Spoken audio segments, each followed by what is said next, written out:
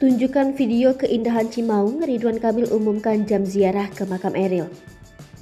Gubernur Jawa Barat Ridwan Kamil masih menjadi perhatian setelah kepulangan anak sulungnya Emeril Khan Mumtaz alias Eril. Seperti diberitakan, Eril meninggal setelah hanyut tenggelam di Sungai Ari, Swiss. Jenazahnya dikebumikan kemarin, Senin 13 Juni 2022 siang, di pemakaman keluarga di Cimaung, Kabupaten Bandung. Dalam unggahan terbaru di akun Instagram @ridwankamil, membubuhkan sebuah video. Video tersebut memperlihatkan pemandangan alam Cimaung. Terlihat siluet pegunungan yang terekam. Lantas dalam keterangannya, akun Kang Emil menuliskan waktu ziarah ke makam Eril. Kepada masyarakat yang ingin berdoa dan berziarah, ia menyediakan waktu mulai pukul 8 waktu Indonesia Barat sampai 17 waktu Indonesia Barat.